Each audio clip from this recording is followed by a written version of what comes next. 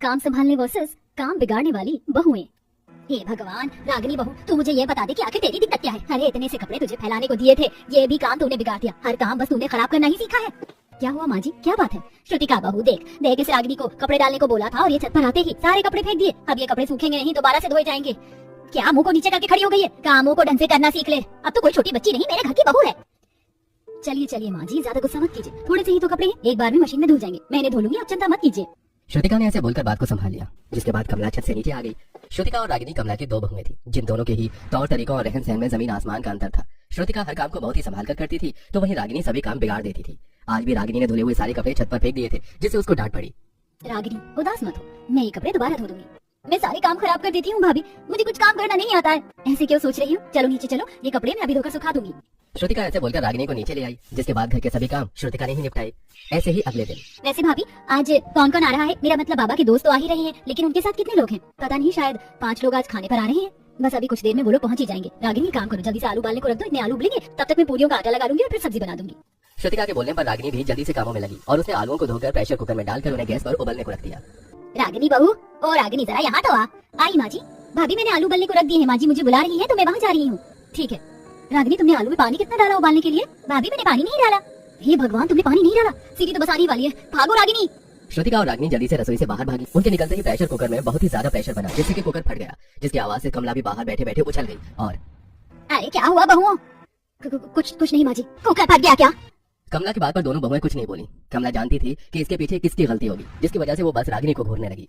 माँ जी चिंता मत कीजिए, मैं हूँ ना, जल्दी से सब कुछ साफ कर देती हूँ, आप चिंता मत करना, मैं सब कुछ संभाल लूंगी। माँ जी मुझे लगता है कि मैं कोई काम आज नहीं करूँ तो शायद अच्छा होगा, मैं चलती हूँ। रागिनी ऐसे बोलते हुए सिर पकड़कर अपने कमरे में चली गई, जिसके बाद हे भगवान, सारी रसोई बेकार हो गई। अब इतना वक्त नहीं है कि मैं आलू उबालकर हींग वाले आलू बनाऊं। अब मुझे सादा आलू की सब्जी बनानी पड़ेगी। चल श्रुतिका काम पर लग जा। श्रुतिका ने अपना दिमाग चलाया और सबसे पहले उसने सब्जी पकने को रखी। इतने सब्जी पकी उतने में उसने रसोई को साफ कर दिया और फिर रसोई साफ करने के बाद उसने पूरी बनाई। जब मेहमान आ गए तो उन्हें भी श्रुतिका ने ही हैंडल किया और रागिनी बस एक ही जगह पर बैठी रही। ऐसे ही सिलसिला जारी था और आज के दिन दोनों बहुएं बैठी हुई दराती से अचार के लिए आम काट रही थी। रागिनी आमों को जरा ध्यान से काटना, ये दराती बहुत ही पैनी है तो इससे हाथ भी कट जाता है। हे भगवान, क्या हुआ? कितना खून बह रहा है। रागिनी मैंने कहा था कि आराम से काम करना। अरे क्या हो गया बहुओं? हे भगवान, खून! ये ले श्रुतिका बहू, जल्दी से इसके हाथ पर पट्टी कर दे। लाइए बाजी। श्रुतिका ने जल्दी से रागिनी के हाथ पर पट्टी कर दी, जिससे कि उसका खून बहना बंद हुआ और फिर कमला रागिनी को डांटते हुए बोली, रागिनी बहू कोई तो काम ठीक से कर लिया कर, तुझे तो हर काम बस बिगाड़ना आता है और अपना नुकसान ही करना आता है। पता भी है इस तरह लगी हुई चोट कभी कभी गहरी भी लग जाती है। मेरे तो समझ में नहीं आता कि मैं तुझसे क्या कहूँ। तू तो हर काम ही बिगाड़ती है, एक मेरी काम बिगाड़ने वाली बहू है तो दूसरी काम संभालने वाली। कमला ऐसे ही रागिनी को डांटने लगी, जिससे कि रागिनी को भी बुरा लगा, लेकिन वो कुछ नहीं बोली क्योंकि वो जानती थी कि गलती उसी की थी। ऐसे ही एक दिन बहू कैसे मंद मंद मुस्कुरा रही है और अभी बाहर क्यों गई थी? माँ जी मैंने ना पार्सल बुक किया था, मैंने मिनी वैक्यूम क्लीनर मंगवाया है जिससे हम अपने घर के सोफा और बेड वगैरह को साफ कर सकते हैं। अच्छा तो चल जल्दी से उसे चला कर देख, मैं भी देखूंगी। कमला के बोलने पर रागिनी भी एक्साइटेड हो गई और उसके सोफा साफ करने को मिनी वैक्यूम क्लीनर चला दिया, लेकिन वो उसकी पावर को सेट करना भूल गई, जिससे कि वैक्यूम क्लीनर अपनी पूरी पावर पर चला और उसने कूड़े करकट के साथ साथ सोफे की रुई को भी खींचना शुरू कर दिया। ये भगवान, ये क्या हो रहा है? माँ जी ये तो हमारे पूरे सोफे को ही खा जाएगा। अरे बहू ये क्या बवाल मंगा लिया तूने? बंद कर इसको। अरे सत्यानाश, बंद करना, या जब तक कई हजार का नुकसान नहीं करवा देगी बंद नहीं करेगी। माँ जी मेरे समझ में नहीं आ रहा कि मैं क्या करूँ। रागिनी और कमला ऐसे ही डर ही रही थी कि तभी एकदम से मशीन बंद हो गई। बंद हो गया? क्या खराब हो गया ये बहू? खराब नहीं हुआ है माँ जी, मैंने इसे बंद कर दिया, पीछे से इसका प्लग निकाल कर। श्रुतिका मेरी बहू तो हमेशा ही सही वक्त पर काम संभाल लेती है। माँ जी सोफे की एक गद्दी तो गायब हो गई। तेरे तो पता नहीं काम ही कैसे है, तू तो बस मेरे घर का नुकसान ही करवाने पर लगी रहती है। मैं तो गिरा भी नहीं सकती कि तूने आज तक क्या क्या बिगाड़ा है। माँ जी ऐसे मत बोलिए ना, मैं जानबूझकर थोड़े ही काम खराब करती हूँ। बहू मुझे तो तुझे देखकर हैरानी होती है, क्योंकि किसी भी घर की बहुएं तेरी तरह कामों को नहीं बिगाड़ती हैं। माँ जी कोई बात नहीं, आप गुस्सा मत कीजिए। रागिनी तुम भी थोड़ा ध्यान से काम किया करो, इतने काम बिगाड़ना अच्छा नहीं है। अपनी जेठानी और सास की बातें सुनकर बस रागिनी बेचारी यूं ही खड़ी रह गई। ऐसे ही कामों को बिगाड़ने और संभालने का सिलसिला रोजाना ही जारी था। ऐसे सब कुछ चल रहा था कि आज के दिन, श्रुतिका आज तो मुझे तुम ब्रेकफास्ट में चाय की जगह ऑरेंज जूस दे दो। जी। अरे रागिनी मुझे अभी मुकुल और माधव जी दोनों के ही टिफिन पैक करने हैं, तो जूस तुम जरा बना दो। माधव जी भी पीने को बोल रहे थे। जी उम्मीद है कि आज मुझसे कोई गलती नहीं होगी। रागिनी ऐसे ही सोचती हुई रसोई में आ गई और उसने जूस बनाने के लिए फ्रिज से संतरे निकाल लिए। मैं तो भूल गई कि संतरों का जूस बनता कैसे था। रागिनी आज भी गायब दिमाग से ही काम कर रही थी, जिसका नतीजा ये सामने आया कि ना तो उसने फ्रिज को बंद किया और उसने मिक्सी के जार को भी बिना कुछ ढके ही चला दिया, जिससे कि सारा संतरों का पल्प वगैरह उड़ गया और उससे रसोई की दीवारें खराब हो गई। वहीं दूसरी तरफ मिक्सी का भी बैलेंस बिगड़ गया और उसका जार भी उड़कर टूट गया। अरे नहीं, मैंने फिर से काम बिगाड़ दिया, अब मैं क्या करूं? रागिनी जैसे ही रसोई के हालात को सुधारने के लिए भागी तो उसके फैलाए रायते पर ही उसका पांव फिसल गया और वो गिर पड़ी। इतनी सब आवाजें सुनकर रसोई में कमला, मुकुल, श्रुतिका और माधव आ गए और कुछ देर बाद 15,000? तूने आज मेरे पूरे 15,000 से भी ऊपर का नुकसान करवाया रागिनी। तेरी लापरवाहियों की वजह से मेरा फ्रिज खराब हो गया, क्योंकि पता नहीं वो कब से खुला हुआ था। तेरी लापरवाही से मेरी मिक्सी खराब हो गई, रसोई की दीवारें खराब हो गई और फ्रिज में रखा हुआ खाने पीने का सामान सड़ गया। अब बता कि तेरा क्या इलाज है? मुझे माफ कर दीजिए माँ जी। अब माफी की गुंजाइश बची ही कहाँ है बहू। बस अब मैं एक बात कहती हूँ, आज से तेरा घर में काम करना बंद। क्या माँ जी, क्या बोला आपने? माँ जी सही बोल रही है रागिनी, तुम अब से एक हफ्ते घर का कोई काम मत करना। बस मुझे देखना कि काम कैसे किए जाते हैं, उसके बाद जब तुम काम करना। श्रुतिका की बात पर रागिनी राजी हो गई। बस फिर क्या था, उसी दिन से रागिनी ने एक हफ्ते तक श्रुतिका को काम करते हुए देखा, उसके तौर तरीकों को देखा, जिसके बाद उसने भी उसी की तरह काम करने शुरू कर दिए। अब रागिनी के काम कम बिगड़ रहे थे और कुछ दिनों में ही उसे भी सही से काम करने आ गए और सभी फिर खुशी खुशी रहने लगे। अरे यार, मेरी नीली वाली साड़ी भी फट गई है। पूनम देखो ना, गिन चुनकर 4 से 5 साड़ियां तो है मेरे पास, उसमें से 3 साड़ी फट गई है। क्या करूं मैं? तुम्हें तो सिलाई आती है ना, जरा कुछ जुगाड़ लगा कर इसे सिल दो। सिल तो दूंगी, लेकिन फिर ये पहनने पर काफी अजीब लगेगी, साफ साफ दिखेगी कि तुमने साड़ी को सिलवाया है। आजकल तो मार्केट में 200-300 रुपए में अच्छी अच्छी साड़ियां मिल जाती हैं। आए दिन साड़ी वाला गली में आता है, सभी औरतें साड़ियां खरीदती हैं, सिर्फ हमें छोड़कर। अरे कुछ बचत हो तो हम लोग अपने लिए कुछ खरीदेंगे ना। परसों मैं बाजार गई थी सब्जी लेने के लिए, इतनी सुंदर सुंदर चूड़ियां दिखी मुझे, लेकिन खरीद नहीं पाई। बचत ही नहीं होती है। ये लोग जितना कमाते हैं उतना सब घर के खर्चों में निकल जाता है। बिना बचत की जिंदगी कैसी गुजरेगी? मेरा हाथ रोज रोज सिलबट्टे पर मसाला पीस पीस कर क्या हालत हो गई हाथों की, देखो तो। आजकल तो हर किसी के घर में मिक्सर है। पड़ोस वाली शांता है ना, वो भी 2 दिन पहले नया मिक्सर लेकर आई है। एक हमारे पास ही सहूलियत का एक भी सामान नहीं है। बस अब बहुत हुआ, हर छोटी छोटी चीजों के लिए तरसना पड़ता है।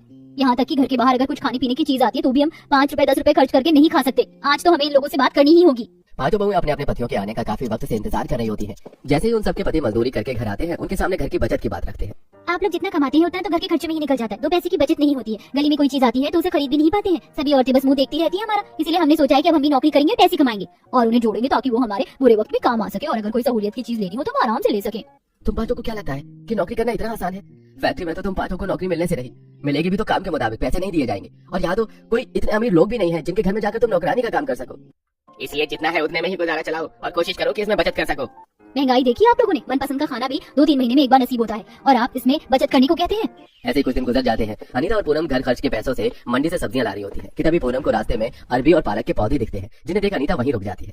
अरे अनीता, तुम रुक क्यों गई? घर नहीं चलना क्या? पूनम देखो ना, यहाँ पर कितनी सारे पालक के पत्ते और अरबी के पत्ते हैं। चलो इन्हें घर लेकर चलते हैं। कई दिनों से मेरा कुछ चटपटा खाने का मन कर रहा है। वो तो ठीक है, लेकिन इससे चटपटा क्या बनेगा? अरबी और पालक की तो सब्जी बनती है। एक काम करते हैं, आज हम अरबी के पत्ते और पालक के पत्ते के पकौड़ी बनाते हैं। बहुत दिन हो गए घर में पकौड़ी बने हुए। थोड़े से बेसन रखा हुआ है, उसमें मिलाकर हम चटपटी पकौड़ी बनाएंगे। अनीता और पूनम मिलकर ढेर सारे पालक और अरबी के पत्ते तोड़ती है और घर आकर उन्हें अच्छे से धोकर पालक और अरबी के पत्तों की पकौड़ी बनाती है और उन सभी को काफी ज्यादा वो स्वादिष्ट लगते हैं। ये अरबी के पत्ते के पकौड़े तो काफी ज्यादा स्वादिष्ट बने हैं ना। हरी मिर्च की चटनी के साथ तो इनका स्वाद दुगना बढ़ गया है। आज से पहले कभी पालक के पत्ते के पकौड़े नहीं खाए थे। मुझे नहीं पता था कि ये इतने ज्यादा अच्छे बनते हैं। मेरी माँ हमेशा महीने में 1 से 2 बार पालक और भी पत्तों के पकौड़े बनाया करती थी। मुझे सबसे ज्यादा इनके पकौड़े ही खाने पसंद है। ये काम करते हैं, लाजवंती अम्मा को भी दे आते हैं। उनके घर में तो कोई भी नहीं है जो उन्हें पकौड़ी बनाकर दे सके। बेचारी अम्मा गुजारा चलाने के लिए सुबह से शाम तक चाय बनाकर बेचती है। कभी कभी तो उनके लिए काफी बुरा लगता है। पांचों बहुएं एक प्लेट में ढेर सारे अरबी और पालक के पकौड़े डालकर पड़ोस में रहने वाली लाजवंती अम्मा के घर जाने लगती है। वहीं दूसरी तरफ, अरे अम्मा, क्या खाली खाली चाय पिला रही हो? कुछ साथ में है नहीं खाने को क्या? बेटा है ना, ये मट्ठी है, नमकीन है, बिस्किट है, फैन है। बताओ क्या खाओगे तुम? अरे अम्मा, अगर चाय के साथ ही ये सब खाना होता तो मैं खुद चाय बनाकर ना खा लेता। चाय के साथ तो गर्मा गर्म चटपटे पकौड़े अच्छे लगते हैं खाने में। लाजवंती के पास पकौड़े नहीं होते, जिसके चलते वो उदास हो जाती है कि तभी पांचों बहुएं प्लेट में गर्मा गर्म पकौड़े लेकर आती हैं। देखिए, आज हमने पालक और अरबी के पत्तों के पकौड़े बनाए हैं। पालक और अरबी के पत्तों के पकौड़े की खुशबू तो काफी बढ़िया आ रही है। क्या मैं 1-2 पकौड़े चख सकता हूँ? हाँ, क्यों नहीं, ये लीजिए। वो गिलास जैसे उन अरबी और पालक के पत्तों के पकौड़े खाता है तो उसे काफी ज्यादा पसंद आते हैं। या भाई वाह, क्या पकौड़े बनाए हैं आपने, मजा आ गया खाकर। और साथ में ये गर्मा गर्म चाय पकौड़े से अच्छा कॉम्बिनेशन तो इस दुनिया में कुछ हो ही नहीं सकता। अरे अम्मा, मैं तो कह रहा हूँ कि आप भी अपनी चाय के साथ साथ पकौड़े बनाकर बेचिएगा, फिर देखिए कैसे ग्राहकों की लाइन लगी रहेगी आपकी चाय की टपरी पर। उस ग्राहक की बात सुनकर अचानक पूनम के दिमाग की बत्ती चलती है और उसे एक जुगाड़ सोचता है।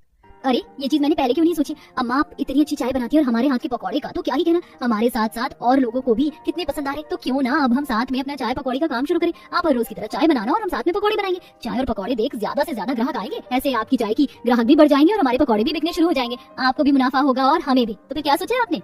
ख्याल तो तुम्हारा बहुत ज्यादा बढ़िया है, मुझे तो इससे कोई परेशानी नहीं है। पांचों बहुएं इस काम के बारे में अपने पतियों को बताती हैं, जिसे सुनकर अब वो भी इस काम के लिए उन्हें मंजूरी दे देते हैं। उन सबके पति अनाज की फैक्ट्री में काम करते थे, जहाँ पर गेहूं, बेसन बनाना ये सब होता था। पैकेट में बेसन भरने के बाद जो बेसन मशीन में रह जाता था वो उसे पन्नी में भरकर घर ले आती। अनीता और पूनम आज फिर से ढेर सारे अरबी और पालक के पत्ते तोड़कर घर ले आते हैं, जिनमें वो पकौड़े बनाकर अब लाजवंती के साथ मिलकर ग्राहकों को खिलाती है। अरे क्या बात है लाजवंती अम्मा, अब तो आप चाय के साथ इतने बढ़िया पकौड़े बनाकर बेच रही है। पहले तो मैं सिर्फ एक बार ही चाय पीता था, लेकिन अब तो मन कर रहा है कि दिन में 4-4 बार आकर चाय पिए और साथ में इतने लजीज पकौड़े खाए। अरे मेरे लिए तो 2 पकौड़े की प्लेट पैक कर दो, आज तो मैं अपनी गर्लफ्रेंड को भी पकौड़े खिलाऊंगा। धीरे धीरे जैसे जैसे ग्राहक बढ़ रहे थे वैसे वैसे लाजवंती और उन 5 बहुओं की कमाई भी बढ़ती जा रही थी। मैं तो कह रही हूँ क्या पालक और अरबी के पत्तों के साथ साथ हमें और तरह के पकौड़े बनाने चाहिए। हम काम करते हैं, हम मिर्ची, केले के पत्ते, बेसन, आलू, प्याज के पकौड़े भी बनाते हैं। जैसे जैसे पकौड़े की वैरायटी बढ़ेगी वैसे वैसे हमारे ग्राहक भी बढ़ते जाएंगे। 5 बहुएं उन पकौड़ों को बेचकर जो पैसे कमाते हैं उनसे वो बाकी का सामान ले आते हैं और वो 7-8 तरह के पकौड़े बनाकर बेचते हैं और अब उनके पास धीरे धीरे काफी सारे पैसे भी जुड़ने लगते हैं। माला और आंचल आज बाजार से पकौड़े बनाने का सामान लेकर घर लौट रही होती हैं कि तभी वो रास्ते में देखती हैं कि ठेले वाला गुलाब और टमाटर के पकौड़े बना रहा है। इसको खाने के लिए लोगों की लंबी लाइन लगी हुई है। हे भगवान, गुलाब और टमाटर के पकौड़े, आजकल भी लोग क्या क्या खाने लगे हैं। एक काम करते हैं, हम भी इसे खाकर देखते हैं, अगर अच्छा लगा तो हम भी इसे बनाकर बेचेंगे। जब माला और आंचल गुलाब और टमाटर के पकौड़े खाते हैं तो उन्हें भी वो काफी ज्यादा स्वादिष्ट लगते हैं और अब माला गुलाब के खेत से ढेर सारे गुलाब तोड़ लाती है, वहीं आंचल भी टमाटर ले आती है और अब वो 5 बहुएं 10 अलग अलग तरह के पकौड़े बनाकर बेचती हैं। प्याज, मिर्ची, धनिया, पालक और आलू के पकौड़े तो काफी खाए थे, लेकिन पहली बार गुलाब और टमाटर के पकौड़े खा रहा हूँ। कितने ज्यादा टेस्टी हैं ये और दिखने में भी कितने सुंदर दिख रहे हैं। जिनका मन ना भी हो तो वो भी उन्हें देखकर खा ले। अरे मुझे तो पकौड़े हमेशा से बारिश के मौसम में ही खाने पसंद है, लेकिन जब से उनके यहाँ के पकौड़े खाए हैं तब से अब तो मेरे फेवरेट खाने की लिस्ट में नंबर 1 पर है पकौड़े। लोगों की तारीफ सुनकर 5 बहुएं काफी ज्यादा खुश थी। जहाँ 5 बहुओं के पकौड़ों की बिक्री दिन पर दिन बढ़ती जा रही थी वहीं लाजवंती का भी काफी फायदा हो रहा था और 5 बहुएं उन पैसों से अपनी सहूलियत का सारा सामान लाती हैं, चाहे वो मसाला पीसने के लिए मिक्सर हो या पहनने के लिए नई साड़ी। धीरे धीरे वो अपनी छोटी बड़ी जरूरत को बड़ी आसानी से पूरा करती हैं। अरे तुम 5 ने तो कमाल कर दिया, जुगाड़ से इतनी अलग अलग तरह के पकौड़े बनाए और ग्राहकों को बेचे और अब देखो हमारे घर में भी सारी सहूलियत का सामान है। अभी तो हमें और मेहनत करनी है और ढेर सारे पकौड़े बेचने ताकि हम सहूलियत का सामान लाने के लिए अच्छी खासी बचत भी कर सकें।